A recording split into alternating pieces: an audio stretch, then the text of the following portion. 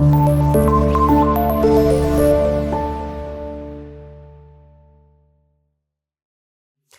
पास वो कहता है distribution of the electron in orbitals. अब ऑर्बिटल जो होता है ना, उसमें बेसिकली 2 इलेक्ट्रॉन हो सकते हैं मैक्सिमम, ज्यादा से ज्यादा 1 भी हो सकता है, 2 भी, लेकिन 3 नहीं हो सकते। एटॉमिक ऑर्बिटल जो है वो मैक्सिमम 2 इलेक्ट्रॉन को रखते हैं। The electron are represent by an arrow, उसको हम एरो से लिखते हैं, in order to increase the energy level.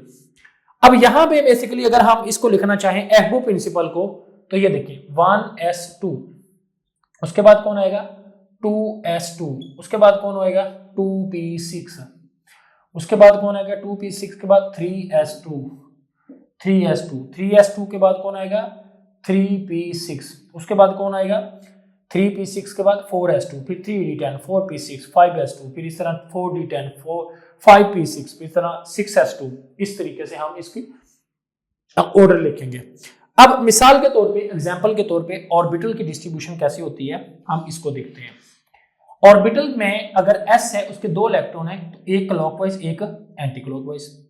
ऐसा p में अगर 6 है तो px, py, pz, तो इसके बॉक्सेस बनाते हैं, एक क्लॉकवाइज एक anti clockwise, clockwise anti clockwise, clockwise anti clockwise, इसको एरो से रिप्रेजेंट करते हैं। तो अगर मिसाल के तौर पे मैं कहता हूं कार्बन है हमारे पास, कार्बन 6 है, तो 1s2, तो इसके एरो आएंगे इस तरीके से। इसी तरह इसको हम कहते हैं 2s1, 2px1, 2py1 and 2pz1। तो इसके अंदर हमारे पास एरो एक आ जाएगा, इसमें भी एक आ जाएगा, इसमें भी एक आ जाएगा, इसमें भी एक, 4 ऑर्बिटल। इसके रेलेवेंट हमारे पास जो सीखने की चीज है वो है हर्ट्ज रूल, जो हम उसमें जाके आपको सीखेंगे कि ऑर्बिटल में इलेक्ट्रॉन की डिस्ट्रीब्यूशन कैसे मजीद की जा सकती है। पुली एक्सक्लूजन प्रिंसिपल और इसके साथ हर्ट्ज रूल। सबसे पहले तो हम ये देखते हैं कि इसमें वो प्रिंसिपल में ये कहता है कि कोई भी जो ऑर्बिटल होता है हमारे पास, उसके अंदर जो इलेक्ट्रॉन होते हैं, एक क्लॉकवाइज और एक क्या होता है एंटी क्लॉकवाइज। तो क्लॉकवाइज और एंटी क्लॉकवाइज एक दूसरे की ऑपोजिट स्पिन में होते हैं। 2 electron are in an orbital with always have opposite spin. किसी भी ऑर्बिटल में जब भी 2 इलेक्ट्रॉन होंगे वो हमेशा एक दूसरे की ऑपोजिट स्पिन में होंगे, एक क्लॉकवाइज एक एंटी क्लॉकवाइज। मिसाल के तौर पे हम हीलियम को ले लेते हैं। हीलियम के हमारे पास 2 इलेक्ट्रॉन हैं, तो इसकी n की वैल्यू की अगर बात करें 1 और 1 रहेगा, क्योंकि हम 1s1 कहते हैं 1s2 कहते हैं। तो पहले शेल में 2 इलेक्ट्रॉन हैं, तो n जो है बेसिकली वैल्यू बताता है k की, और k में बेसिकली कितने इलेक्ट्रॉन है 2k, और वो कौन है 1s2। तो l की वैल्यू बेसिकली s के हवाले से क्या होगी 0 0, और मैग्नेटिक क्वांटम नंबर में भी उस वैल्यू को 0 0 किया जाता है। अब उसमें एक होगा हमारे पास एंटी क्लॉकवाइज और एक क्लॉकवाइज। क्लॉकवाइज को +2 और एंटी क्लॉकवाइज हमारे पास जो है वो बेसिकली +1/2 और क्लॉकवाइज 1/2 माइनस के साथ। अब कहते हैं 2 electron in a same value of the n। तो इन दोनों इलेक्ट्रॉन की n के अंदर वैल्यू सेम है, और उसके साथ किसकी l और m की, l की भी सेम है m की भी सेम है। Can have a different value of the s, लेकिन s की वैल्यू हमारे पास डिफरेंट हो सकती है। तो इसमें डैट ऑपोजिट डायरेक्शन, तो ये डायरेक्शन इसकी क्या है ऑपोजिट। अब हमारे पास आगे नेक्स्ट जो रूल है वो है हर्ट्ज रूल। हमारे पास जो टॉपिक है ना हर्ट्ज रूल, वो ये कहता है कि बेसिकली जो इलेक्ट्रॉन जो हमारे पास फिल होते हैं उनको एनर्जी लेवल की बुनियाद पर जब आप फिल करते हैं, तो एक ऐसा ऑर्बिटल जिसमें 2 इलेक्ट्रॉन होते हैं, वो उसमें रहने की बजाय उसमें same orbital of different spin के साथ रहने की बजाय different orbital with same spin के साथ चला जाए। मसलन एग्जांपल के तौर पे मैंने आप लोगों को ये बताया कि जो एक ऑर्बिटल होता है ना हमारे पास, मिसाल के तौर पे गाड़ी ले लें, उसमें 2 आदमी बैठे हैं, एक क्लॉकवाइज एक एंटी क्लॉकवाइज। अब ऑर्बिटल को गाड़ी समझ लें, एक स्टीयरिंग की सीट पे बैठा है और एक उसकी साथ वाली सीट पे बैठा है, 2 इलेक्ट्रॉन जा रहे हैं।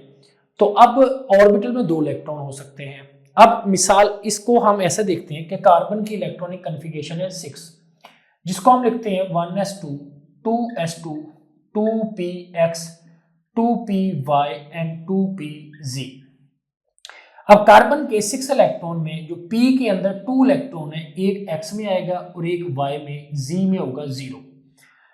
अब अगर हम इसके मुताबिक ये देखा जाए कि इन इलेक्ट्रॉन को s के अंदर फिल किया गया है, ये 1s2 को हम कुछ नहीं कह सकते क्योंकि कार्बन के पहले शेल में 2 इलेक्ट्रॉन फिल है। अब कार्बन के आउटर मोस्ट शेल में जो 4 इलेक्ट्रॉन है 1 2 3 4 उसको देखते हैं, तो 2s में एक क्लॉकवाइज एक एंटी क्लॉकवाइज, px में एक है और इसी तरह py में भी एक है, लेकिन pz जो है वो खाली है। अब इसी में वो कह रहा है कि व्हेन डीजनरेटेड ऑर्बिटल मीन जो इन इलेक्ट्रॉन को दोबारा से जनरेट किया गया हो। कैसे करेंगे जी? When degenerated orbital are available, जब वो हमारे पास डीजनरेटेड ऑर्बिटल, ऐसे ऑर्बिटल जिनको हम रीअरेंज कर सकते हैं और मोस्टली वो वैलेंस शेल के इलेक्ट्रॉन होते हैं। अच्छा, अब वो कहते हैं when degenerated orbital are available, फिर मोर देन 2 इलेक्ट्रॉन, उसके अंदर 2 से ज्यादा इलेक्ट्रॉन मौजूद हों, are to be place them, तो उनको आपने प्लेस करना है। ये आपको हदायत दे रहा है कि उनको कैसे प्लेस करना है। कैसे प्लेस करना है?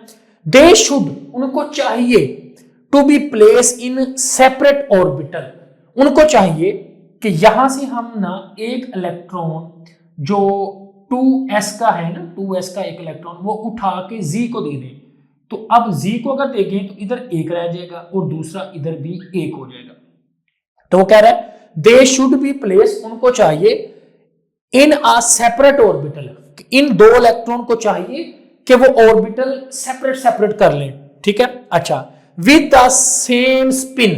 अब बच्चे कहेंगे सर सेम स्पिन कैसे? यानी एक में तो एक क्लॉकवाइज एक एंटी क्लॉकवाइज था, अगर यहां से एक उठा के उसमें दिया जिसमें कुछ नहीं था, तो ये और वो दोनों सेम स्पिन कैसे हो जाएंगे? तो मैं बताता हूँ। एक बंदा स्टीयरिंग पे बैठा है और साथ उसके इधर बैठा है, ये 2 इलेक्ट्रॉन है स्टीयरिंग की सीट पे और एक साथ। अब जो साथ वाले को कहता है कि यहां से उतरो और दूसरी गाड़ी में जाके बैठ जाओ और उसको भी चलाओ, तो जब वो वहां जाके बैठेगा तो स्टीयरिंग पे बैठेगा, तो दोनों के दोनों की पोजीशन क्या होगी? सेम। ये भी स्टीयरिंग पे, वो भी स्टीयरिंग पे। तो ये वाला जब इलेक्ट्रॉन 2 है तो ये यहां से मूव करके जब यहां जाएगा तो ये दोनों के दोनों की स्पिन क्या हो जाएगी? सेम। तो वो यही कह रहा है कि दे शुड बी प्लेस, उन्हें चाहिए कि इन दोनों को चाहिए कि ये प्लेस हो इन सेपरेट ऑर्बिटल, के ऑर्बिटल तो सेपरेट हो जाए लेकिन विद द सेम स्पिन, लेकिन यहां और वहां दोनों की स्पिन सेम हो, घूमने की जो हमारे पास कह सकते हैं कि क्लॉकवाइज या एंटी क्लॉकवाइज है, वो सेम होने चाहिए। नेक्स्ट कहता है rather than in the same orbital, इसकी बजाय कि वो सेम में ही रहे with a opposite spin. It's mean that कि इनको ऐसा नहीं करना चाहिए कि वो उसी ऑर्बिटल में रहे। अब ऑर्बिटल तो सेम है लेकिन यहां पे इनकी स्पिन क्या है? ऑपोजिट, एक क्लॉकवाइज एक एंटी क्लॉकवाइज। कहता है ऐसा नहीं करना, दे शुड, इनको ऐसा करना चाहिए क्या? कि इनका ऑर्बिटल डिफरेंट हो और स्पिन क्या हो? सेम। इसी तरह नाइट्रोजन है, तो नाइट्रोजन के अंदर अगर हम बात करते हैं 7 की, तो 1s2, 2s2 और 2p3 होता है। इस p3 को हम ऐसे फिल करेंगे 2px, 2py एंड 2pz। तो इसमें हम ऐसा नहीं करेंगे 2 1 0, नहीं, बल्कि सबको 1 1 देंगे इस तरीके से, x में भी 1, y में भी 1 और z में भी 1। इसी तरह ऑक्सीजन है, उसकी 8 होती है, उसमें हम लिखते हैं 1s2, 2s2 और 2p4। इस 2p4 को कैसे फिल करेंगे? 2px, 2py and 2pz। तो 4 में 1 1 1 और इस तरीके से 1, इन दोनों में एक एक रहेगा। इस तरीके से हम इसकी इलेक्ट्रॉन को फिलिंग करते हैं। आपको एक और मिसाल देते हैं। मिसाल के तौर पे हमारे पास यहाँ पे बेरिलियम है, उसमें 4 है, 1s2 complete filled and 2s2, तो ये हमारे पास कंप्लीट फिल हो गया। तो इसके बजाय 2s के बाद हमारे पास आता है 2px, 2py एंड 2pz। तो इसमें हम क्या करेंगे? एक इलेक्ट्रॉन उठा के इसको दे देंगे, तो यहाँ 2s में 1 रह जाएगा, 2px में भी 1 हो जाएगा। इसीलिए बेरिलियम जब क्लोरीन के साथ 2 बॉन्ड बनाती है तो एक इसकी वजह से और एक इसकी वजह से बॉन्ड बनाती है। तो हम यहाँ पे एग्जांपल बेसिकली कार्बन की सूटेबल है जो सबसे ज्यादा, और उसको हम मेंशन करेंगे। इसी के साथ हमारा ये लेक्चर ख़त्म हुआ। दुआओं में याद रखिएगा। अल्लाह हाफिज़।